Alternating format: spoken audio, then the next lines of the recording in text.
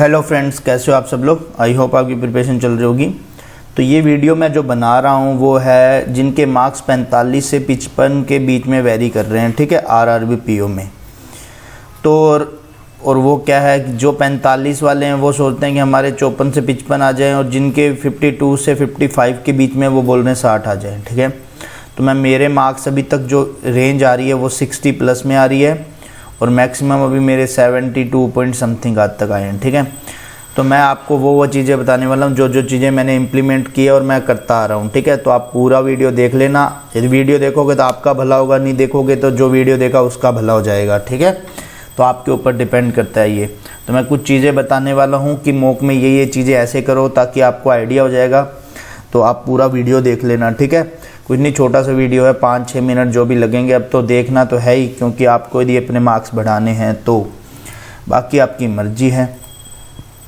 तो उससे पहले मैं आपको एक चीज़ और बताता हूँ। टेक्स्ट बुक के ना फ्लैश सेल चल रही है 24 आवर्स के लिए, ठीक है। ओनली मतलब क्या 26 से आज के लिए सेल है, जिसके अंदर क्या है कि ये 360 का पास मिलेगा जो 390 वाला पास है। आपको क्या काम करना है, सिर्फ एक सिंपल सा काम करना है कि GKB कोड यूज़ करना है। GKB ये कोड यूज़ करोगे तो आपको वो पास 360 रुपीज़ का मिल जाएगा, और अमेज़ॉन पे से करोगे तो आपको 50 रुपीज़ का कैशबैक मिलेगा फ्लैट, ठीक है। तो आपको एक तरह से 50 और ये 40, तो आपके पास में 90 रुपये सेव हो जाएंगे, ठीक है। तो जिस किसी को भी परचेज़ करना हो, क्योंकि अभी आरआरबी एकदम पास में है तो अपन को स्पीड बढ़ानी है। तो स्पीड बढ़ाने के लिए सबसे बेस्ट मानता हूँ मैं टेक्स्ट बुक को, ठीक है, क्योंकि मैं खुद यूज़ करता हूँ तो इसीलिए मैं बता रहा हूँ। तो इसके अंदर यदि आपको परचेज़ करना हो तो मैं डिस्क्रिप्शन में लिंक दे दूँगा, आपको आराम से वहाँ से परचेज़ कर सकते हो, ठीक है। तो अब अपन स्टार्ट करते हैं अपना जो वीडियो है मेन, उस पर चलते हैं। ये चीज़ तो देखो, सबसे पहले आपको एक चीज़ करनी है, आपको एक चीज़ सीखना है, स्किप करना आना चाहिए चीज़ को, ठीक है। स्किप का मतलब क्वेश्चन स्किप करना आना चाहिए। क्वेश्चन स्किप कैसे, लाइक अब जैसे देखो, कई बार क्या होता है कि अपन को ऐसे लगता है कि ये क्वेश्चन तो मैं कर सकता हूँ, और वही क्वेश्चन 2 अटैम्प्ट में नहीं हो रहा। फिर अपन सोचते हैं कि इसको अटैम्प्ट करते हैं होगा अपन से। वहाँ पे ईगो को दूर रखना है। होगा तो पता है बट अभी नहीं माइंड वर्क करना, तो उसको एक बार के लिए स्किप कर दो, ठीक है। उसी क्वेश्चन पे आप लास्ट में आ जाना, तो आपका वो क्वेश्चन ईजिली हो जाएगा, ठीक है। तो ये चीज़ आप ध्यान रखा करो, छोटी छोटी चीज़ें हैं। तो आपको सबसे पहले स्किप की प्रॉब्लम को दूर करना है, ठीक है। एक अभी जैसे फॉर एग्जांपल मैं पहले उनके लिए बता देता हूँ जिनके अभी तक 45 नंबर आ रहे हैं। 45 वाले क्या कर रहे हैं, वो मैथ पे फोकस कम कर रहे हैं, और रीजनिंग पे वो चाहते हैं कि हम 35 स्कोर कर लें, ठीक है। वो चाहते हैं रीजनिंग में 35 आ जाए, मैथ में 20 ही आ जाए तो 55 आ जाएंगे। तो उसके लिए आपको क्या करना पड़ेगा, देखो 5 पजल तो फिक्स है। चलो मॉक में कहीं कभी कभी नहीं आती, बट एग्ज़ाम में 5 पजल आएंगी, ठीक है। तो आपको 5 पजल में से 4 तो पजल बनानी है, और बाकी जो 20 नंबर का एक्स्ट्रा है उसमें से भी आप 15 कर लेते हो तो जाके ही आपके 35 मार्क्स आएंगे, ठीक है। तो आपको क्या है, सिर्फ सिलेक्टिव पजल करनी है। सिलेक्टिव का मतलब जैसे मैं एक चीज़ बताता हूँ।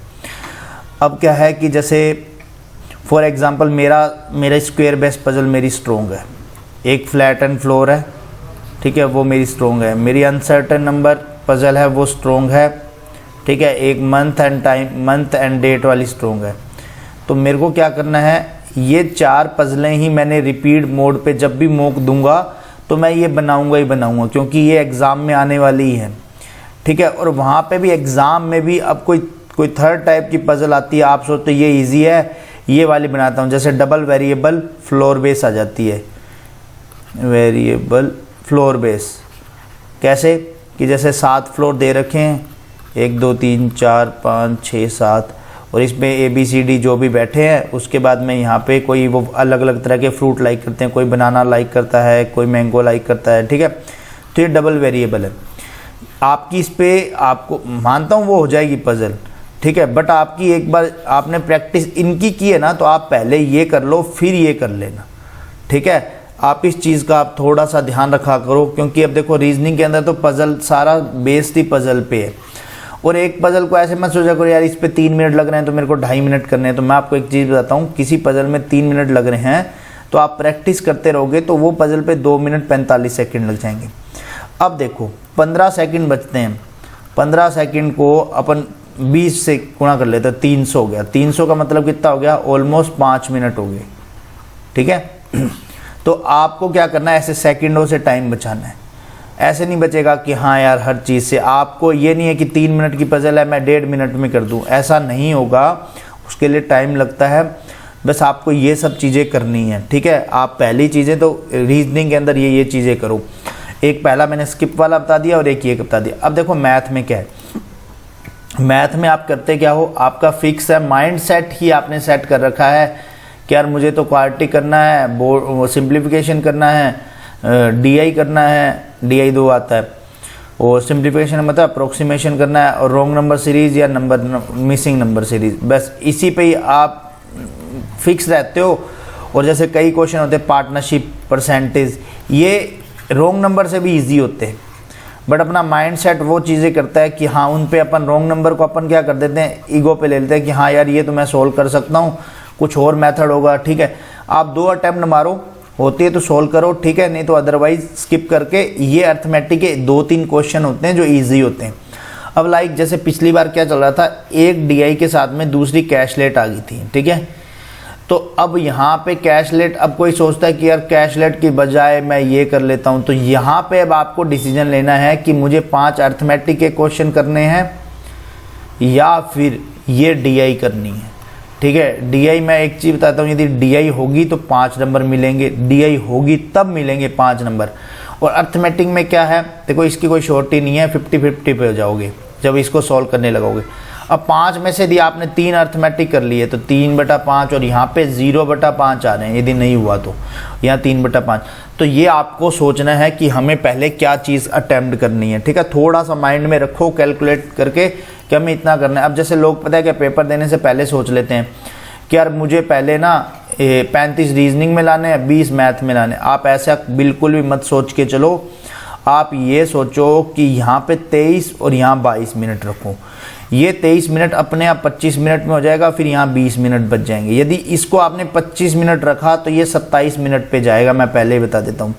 27 मिनट पे जाते ही ये 18 मिनट हो जाएगा। 18 मिनट में आप ऐसे मान लो 3 मिनट स्क्रॉल पे चला जाएगा। स्क्रॉलिंग का मतलब ये क्वेश्चन कौन कौन से अटैम्प्ट करने, कौन से नहीं करने, तो आपके पास 15 मिनट बचेंगे। फिर 15 मिनट में तो मैं सीधा सीधा ही बताता हूँ, आपके क्वेश्चन 20-21 तक ही होंगे, ठीक है।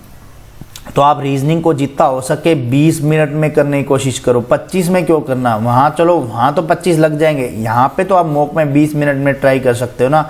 20 मिनट यहाँ करो, मैथ में भी 20 मिनट करो, वो अपने आप जैसे लास्ट में आप स्किप करते करते आओगे तो आपके पास 2-3 मिनट या 4 मिनट बच जाएंगे। तो फिर रीजनिंग के जो भी बच जाते हैं वो करो। एक चीज़ और बताता हूँ, अब कुछ क्या करते हैं, स्किप करते हैं क्वेश्चन। लाइक मैं बताता हूँ रीजनिंग में कैसे स्किप करते हैं, कि जैसे कोई क्वेश्चन है कि जैसे एयरफोर्स दिया हुआ है, ठीक है, इसके आगे पीछे इंग्लिश में कितने वो आते हैं, ठीक है, अक्षर आते हैं, आगे से गिनो पीछे से गिनो, ये होता है ना कि इस पे अपन ऐसे, तो कुछ क्या करते हैं इसको स्किप कर देते हैं, इसको बाद में करेंगे, ये तो आता है। देखो जो आता है वो तो सबसे पहले करो, ठीक है। ये मत सोचो कि ये मेरा 1 मिनट खाएगा, ये मेरा ये आपको 1 मार्क्स भी तो दे के जा रहा है, ये तो फिक्स हो रहा है ना आपका मार्क्स, ठीक है। तो आप ये सब चीज़ें सोच के चला करो कि 1-1 नंबर वाले रीजनिंग के अंदर हमें सबसे पहले कर देने हैं, मिलते जाएंगे जो, ठीक है। और देखो अब क्या होता है कि अपन कईयों को ये नहीं पता कि हमें पहले पजल करनी चाहिए या एक्स्ट्रा चीज़ें करनी चाहिए। तो देखो मैं सामने सीधे बताऊं, जैसे आपने पेपर ओपन किया, आपके सामने पजल आ गई, तो आप एक बार के लिए पहली पजल पे मत जाओ, क्योंकि कई बार क्या होता है वो पजल दी इसीलिए होती है कि शायद आपसे ना बने, ठीक है। नहीं बनते ही आपके 5 से 7 मिनट चले गए, जाते ही आपका पेपर वहीं पे एंड हो जाएगा। फिर आप सोचोगे यार मेरे को 40 मिनट में जल्दी जल्दी करना है, जल्दी जल्दी करना है, तो फिर जब वो जल्दी जल्दी का सोचोगे ना आप, तो आप कर नहीं पाते। फिर आप कैसे हो जाता है कि यार मेरी पजल बन जाए, मेरी पजल बन जाए, फिर बनती नहीं है। तो इसीलिए आप स्टार्ट जब भी रीजनिंग से कोई स्टार्ट कर रहा है, मैं तो मैथ करता हूँ पहले, कोई भी रीजनिंग से पहले स्टार्ट कर रहा है तो उसको एक चीज़ का ध्यान रखना है, वो चीज़ है कि आपको पहले एक्स्ट्रा टाइप क्वेश्चन करना है। जैसे चाइनीज़ कोडिंग आ गया, ठीक है, इनइक्वालिटी आ गया, स्लोग्स कर लिया करो। कुछ सोचते हैं कि स्लोग्स बाद में करेंगे, देखो जो स्लोग आते हैं वही किया करो। जैसे 2 आते हैं तो 2 आते, 5 में से 2 आते हैं 2 किया करो, 3 आते हैं 3 किया करो, क्योंकि इसमें आरआरबी में हमेशा एक्यूरेसी के अच्छे मार्क्स मिलते हैं। अब कुछ कहते हैं नॉर्मलाइजेशन के मार्क्स होते हैं, फर्स्ट शिफ्ट में कौन से नॉर्मलाइजेशन होती है, क्योंकि वो तो सबसे ईजी आता है, तो उसमें भी एक्यूरेसी के मार्क्स मिलते हैं। ठीक है, तो सबका अपना अपना सोचने का जरिया है कि कोई नॉर्मलाइजेशन सोचता है, कुछ एक्यूरेसी सोचते हैं, तो वो अपने ऊपर डिपेंड करता है। तो आप स्टार्ट में रीजनिंग में पजल से नहीं करोगे। ठीक है, हाँ आपने कोई 5-10 नंबर के क्वेश्चन कर लिए, उसके बाद में आप अपनी सिलेक्टिव पजल्स उठाओ, क्योंकि लास्ट में 3 मिनट में आप सिंगल क्वेश्चन तो कर लोगे जो 1-1, 2-2 मार्क्स के बचे हुए हैं, बट आप लास्ट 3 मिनट में पजल नहीं कर सकते, क्योंकि वो रेड वॉच चलती है ना ऐसे पीछे की साइड में, तब बनता नहीं है। ठीक है, तो आपको इस चीज़ का ध्यान रखना है। अब मैं आपको थोड़ा मैथ का बताता हूँ। मैथ में क्या है, आपका पहले स्ट्रॉन्ग पार्ट करना है। स्ट्रॉन्ग पार्ट जैसे अब देखो कईयों को क्या होता है, जैसे अप्रोक्सीमेशन का होता है, ठीक है, और सामने DI आ गया, तो वो क्या करते हैं, पहले अप्रोक्सीमेशन की तरफ जाते हैं। आपने स्ट्रॉन्ग पार्ट में अपना DI भी तो कंसीडर किया था ना, तभी तो आपने सोचा था कि हमारे 20 मार्क्स आएंगे कैसे। तो सामने जब DI ये बाद में करना है या पहले करना है, तो ये DI पहले ही कर लो। अब देखने से पता लग रहा है कि भाई पाई चार्ट है, इसमें परसेंटेज दे रखे हैं 20%, 30%, अब ये करना ही है, तो आप स्क्रॉल करके आप अपने 2 से 3 मिनट वेस्ट क्यों कर रहे हो। आपको ये चीज़ बाद में करनी है तो आप पहले भी तो कर सकते हैं ना ये चीज़, क्योंकि मैथ में तो फिक्स है, रीजनिंग में तो चलो पजल नहीं बनेगी, DI तो बन जाती है ना, सीधा देखने से पता लग जाता है ये DI आपसे सॉल्व होगी या नहीं होगी। अब जैसे कईयों को होता है क्वाड्रेटिक आ गया, क्वाड्रेटिक पहले कर लिया तो ठीक है, नहीं तो फिर क्या करते हैं, DI सामने दिख गया तो पहले क्वाड्रेटिक की सोचेंगे, क्वाड्रेटिक कर लें। क्वाड्रेटिक आपको मैं बताता हूँ लास्ट 2 मिनट में भी करोगे ना तो आपके ये 5 नंबर पक्के हो जाएंगे, क्योंकि ये तो फिक्स है ही, क्योंकि एकदम ईजी होते हैं। तो आप टाइम को ऐसे करो कि जो हमारा पहले करने वाले क्वेश्चन है वो पक्के कर लो। जैसे पक्के करने का मतलब आप 15 से 20 क्वेश्चन ऐसे करने हैं जो आप प्रैक्टिस कर रहे हो डेली मॉक में। अब मैं बताता हूँ मैथ जो मार्क्स नहीं बढ़ते उसका रीज़न बताता हूँ। मार्क्स पता है कैसे बढ़ेंगे आपको क्या है कि मॉक के अंदर एक्स्ट्रा ट्राई करना है। जैसे मैं बताता हूँ, कई लोग क्या है वही रिपीट मोड पे सेम मॉक पे चलते हैं। सेम मॉक का मतलब 3-4 पजल कर ली, ठीक है, सिंप्लीफिकेशन कर लिए, ये कर लिए। आप अपना जरिया बदलो यहाँ पे डर निकालने का। डर निकालने का मतलब पहले आपने क्या कहते हैं वो स्टार्ट कर लिया, DI स्टार्ट कर लिया, ठीक है, या फिर आप रॉन्ग नंबर स्टार्ट कर लो। जब ये करोगे तो आप नेक्स्ट मॉक के लिए जब भी आप मॉक दोगे, उस मॉक में मार्क्स नहीं आएंगे, कोई दिक्कत नहीं है, बट जब भी आप अगला मॉक दोगे तो आपको एक रॉन्ग नंबर का जो माइंड में डर है ना वो निकल चुका होगा कि हाँ यार ये तो मैं पहले भी कर सकता हूँ, DI भी मैं पहले कर सकता हूँ। तो ये डर निकालना है आपको। मैं अर्थमेटिक की तो बात कर ही नहीं रहा अभी तक। अर्थमेटिक का मैं इसलिए नहीं बोल रहा क्योंकि अर्थमेटिक लोग अटैम्प्ट नहीं करते हैं, मैं भी अटैम्प्ट नहीं करता जब तक कि मेरे एक्स्ट्रा चीज़ें नहीं हो जाती। बट हाँ मैं मॉक के अंदर सारे अर्थमेटिक ट्राई करता हूँ, ठीक है, चाहे मेरे रीजनिंग के अंदर कम मार्क्स आ जाएं एक बार के लिए। रीजनिंग के अंदर मेरा क्या सिस्टम है, अब मेरे मार्क्स कैसे बढ़ते हैं, मैं क्या करता हूँ कि जैसे मैंने पहले ये सारी चीज़ें कर ली स्पीड मैथ की, फिर मैं अर्थमेटिक के क्वेश्चन करता हूँ जल्दी जल्दी, देन उसके बाद में मैं डायरेक्ट पजल्स करता हूँ। अब क्या होता है कि मेरी पजल्स बन जाती है, 6 पजल आती है, 5 पजल आती है सॉरी, तो 25 नंबर तो ये फिक्स हो गए। बाद में वो 15 क्वेश्चन होते हैं, उनमें से जितने भी होते हैं वो कर लेता हूँ, 40 के अप्रोक्स 37 प्लस आराम से बन जाते हैं, ठीक है। तो ये डिपेंड करता है कि आप अपने आप को कैसे प्रिपेयर करके बैठे हो। अब मार्क्स जैसे आप बोल रहे हो कि मेरे 45 है, 45 में आप पहले ये सोचो कि आपका वीक क्या है। आप डेली वहीं पे चले जाते हो, वही चीज़ मॉक लगा ली, फिर 45 नंबर पे रुक गए। आप ये भी तो देखो ना कि यार मेरा यहाँ पे पजल सेक्शन वीक है तो मेरे को ये स्ट्रॉन्ग करना है, तो ये स्ट्रॉन्ग करना है तो उस दिन क्या है 3 से 4 आवर्स पजल बना लो, ठीक है। किसी का DI वीक है तो वो 3 से 4 आवर DI बना लो, ठीक है, तो जाके आपका ये सब चीज़ें स्ट्रॉन्ग होगी, फिर आपके अपने ऑटोमेटिकली मार्क्स बढ़ेंगे। और अब मॉक दो ना तो आप मॉक में क्या है एक्सपेरिमेंट किया करो। एक मॉक में मार्क्स नहीं बढ़े, दूसरे मॉक में वो चीज़ें किया करो जो आप पहले मॉक के अंदर स्किप करते हो, ठीक है, वो चीज़ आपको दूसरे मॉक के अंदर अप्लाई करनी है। फिर आप जब थर्ड टाइम में मॉक दोगे ना तो आपका जो दूसरे मॉक में आपने इम्प्लीमेंट किया था उसका डर निकल जाएगा। एक बार डर निकल गया तो फिर आप जो चीज़ आप न्यू करना भी चाहते हो ना कर पाओगे।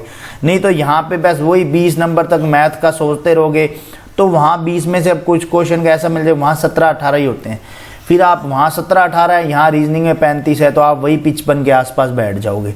52 आएंगे, 55 आएंगे, तो फिर वही सोचोगे यार कट ऑफ इतना जाना चाहिए। आप सेफ स्कोर 60 लेके चलो। यदि 60 100% एक्यूरेसी के साथ में है, आप कोई भी स्टेट से हो तो एग्ज़ाम क्लियर कर लोगे, ठीक है।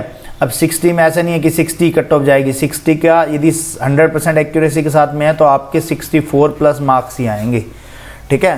तो ये चीज़ें आप इम्प्लीमेंट करके देखो, मॉक के अंदर इम्प्लीमेंट होंगी। और कोई आपकी कोई और दिक्कत है तो आप मेरे को कमेंट सेक्शन में कमेंट कर सकते हो, ठीक है। तो मिलते हैं नेक्स्ट वीडियो में, तब तक के लिए स्वस्थ रहो, मस्त रहो, जय माता दी।